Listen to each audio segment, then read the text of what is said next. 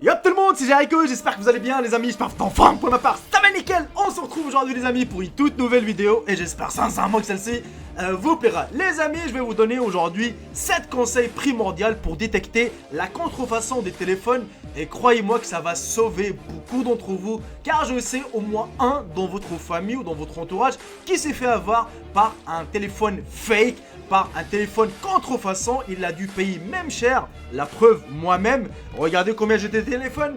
J'ai un iPhone 5S, un iPhone 5C, encore un iPhone 5S et le dernier, celui que j'utilise, c'est l'iPhone 6S. Vous allez me dire, le 3 c'est de la contrefaçon? Oui les amis, je me suis fait avoir sur le bon coin. Et voilà, je voulais payer moins cher, je me suis fait avoir. Justement les amis, les conseils que je vais vous donner aujourd'hui, ils vont vous sauver. Vraiment, n'hésitez surtout pas de partager un maximum la vidéo, de mettre un bon petit j'aime, c'est la récompense. Sur ce, bon visionnage à tous et à toutes. La première chose à faire les amis, c'est de savoir ce que vous allez acheter. Attention, pas le modèle que vous avez repéré à un prix intéressant sur le net, mais le vrai. Admettons par exemple que vous souhaitez vous offrir un petit Samsung Galaxy S6. On est bien d'accord qu'il est joli ce téléphone.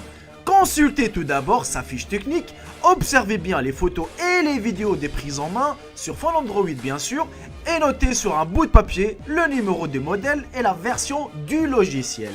Une fois ces informations mémorisées, donnez rendez-vous à votre vendeur autour d'un petit café et surtout je vous conseille de ne pas y aller tout seul ou toute seule. Il faut toujours être accompagné de quelqu'un de la famille, des potes, des amis, histoire d'être plusieurs, d'être plus nombreux on va dire, parce que vous savez très bien, les agressions, les vols, les arnaques, ça existe beaucoup et c'est pour ça que je vous conseille de ne pas y aller tout seul et surtout pas, faut pas que ça soit à la sauvette, en plein milieu d'une rue ou à une sortie de métro. Ça vous laissera plus le temps pour observer l'appareil et vous limiterez les chances de vous faire arnaquer. La deuxième chose les amis, c'est de bien vérifier le packaging. C'est la première chose sur laquelle il faut prêter une très grande attention. Aujourd'hui, les marques ont à cœur de proposer la même expérience à tous les consommateurs.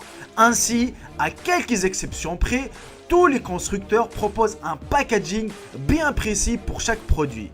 Le gabarit est le même, les couleurs sont les mêmes et la typographie également. Ainsi, si vous trouvez des modèles emballés dans des boîtes qui ne correspondent absolument pas à ce que vous pouvez voir chez les distributeurs traditionnels ou sur le site de la marque, alors passez votre chemin, il s'agit d'une contrefaçon.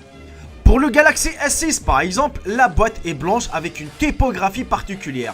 Ici sur cette photo par exemple les amis, on voit très bien une boîte qui n'a rien à voir avec une imitation en bois et une contrefaçon bien sûr à éviter. Si l'apparence est l'un des points à vérifier, il est aussi judicieux de bien lire tous les éléments figurant au dos de la boîte. Les textes écrits sur le packaging des produits contrefaits sont souvent bourrés des fautes d'orthographe. Sachez qu'il est impossible qu'une marque sorte un packaging avec une faute d'orthographe, même si on a à qu'une infime, c'est qu'il s'agit d'un fake. La troisième chose les amis, c'est exiger une garantie. Ça paraît évident et pourtant tout le monde n'a pas le réflexe de le demander.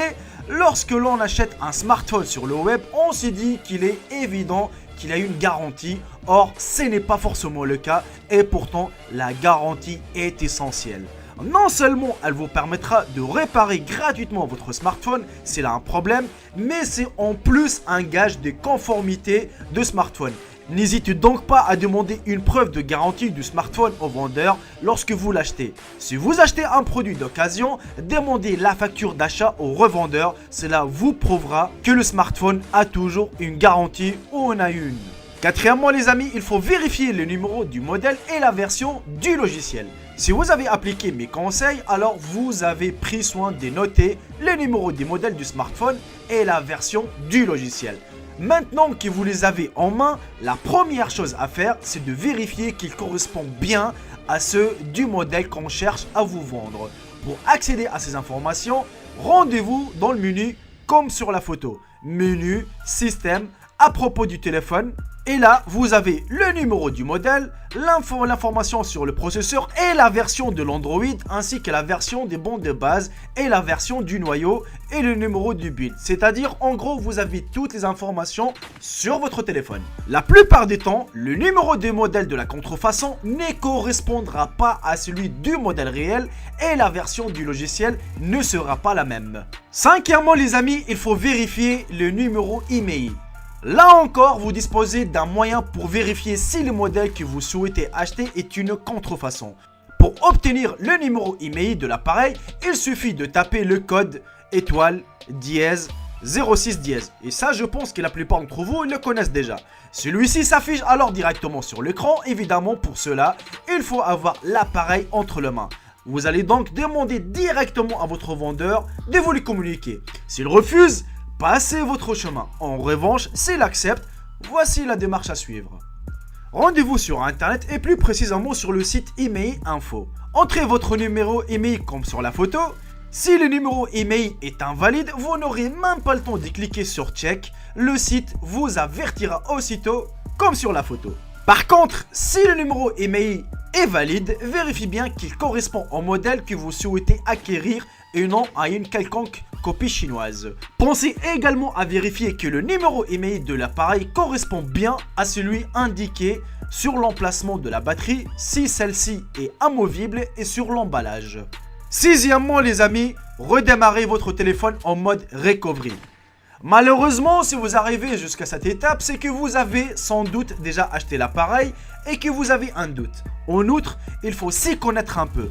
Toujours est-il que généralement, lorsque vous entrez dans le mode recovery d'un smartphone contrefait, vous constatez vite la supercherie car il ne correspondra pas à celui du modèle original et sera la plupart du temps en langue chinoise. Voici comment faire.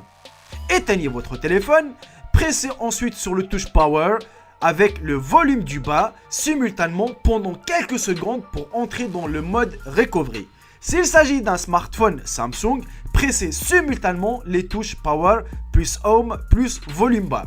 Et septièmement, les amis, si tous les conseils que je vous ai donnés vous permettront de repérer de manière très pratique un smartphone contrefait, sachez que la meilleure analyse ne peut venir que de vous-même. Votre bon sens vous sauvera d'un achat non souhaité. Ne succombez tout simplement pas au prix trop avantageux. Vous ne trouverez jamais un Galaxy, par exemple un Galaxy S7 à 150 €, sauf si le volet, bien évidemment, il est déclaré à la police. Moins cher que gratuit, c'est impossible. On comprend l'excitation à l'idée d'acheter un nouveau smartphone et les plaisirs que l'on peut avoir à dire qu'on a fait une super affaire. Mais surtout, faites gaffe aux gens qui vous proposent des téléphones à 60 €, par exemple un iPhone à 100 € comme ça dans la rue. Alors ça, il faut vraiment se méfier. Sérieusement les amis, mieux vaut parfois payer un peu plus cher et avoir quelque chose de sûr. Pensez donc à regarder bien les prix de vente moyens sur les sites comme Amazon, comme Cdiscount, Rue de Commerce et ainsi de suite. Si vous trouvez votre smartphone moins cher ailleurs, alors c'est qu'il y a un problème. A priori, avec tous ces conseils, normalement, vous devriez éviter de vous faire prendre au piège du smartphone contrefait. Évidemment, si vous avez d'autres méthodes pour repérer la supercherie, n'hésitez surtout pas à me les dire dans l'espace commentaire et de me dire vos avis les amis. Et on arrive malheureusement à la fin de cette vidéo les amis, j'espère sincèrement qu'elle vous aura plu, qu'elle vous aura appris quelque chose. Et croyez-moi que le marché chinois a dominé le monde même d'ailleurs. Même si je pars en Tunisie, je vais pas vous mentir, là-bas c'est vraiment la marque chinoise qui domine le marché maghrébin, soit Algérie, Maroc, Tunisie. Et c'est très très rare de trouver une vraie pièce. C'est-à-dire quand on parle d'un iPhone, un vrai iPhone d'ailleurs, même mon père, il a failli se faire avoir, ça fait... L'année dernière d'ailleurs, il m'a appelé, il m'a dit putain attends j'ai trouvé le dernier iPhone, un mec il me l'a proposé à 50 €. Et quand il m'a dit ça, je lui ai dit attention, soit c'est de la contrefaçon ou soit vraiment le téléphone il est volé. Il m'a dit non, regarde j'ai mis ma puce, là je tape pas avec, il marche et tout. Je dis attends, là vraiment il y a un problème. Et quand j'ai débarqué, quand tu vois le téléphone c'est vraiment un iPhone en fait, c'est vraiment un iPhone qui marche quoi, tu vois ce que je veux dire. Mais quand tu rentres à l'intérieur, c'est pas du Apple, mais plutôt c'est de l'Android, c'est de l'Android chinois même. tu vois, quand tu vas dans programme à propos et tout, dans le système justement info, c'est pas vraiment Apple. Il y a rien d'Apple, c'est juste voilà, c'est juste la façade, la manière en fait, la maniabilité. Je sais pas si on dit ça pour que tu regardes, t'as l'impression que c'est vraiment un iPhone, tu dis putain 50 € le dernier iPhone et tout, vas-y je vais l'acheter.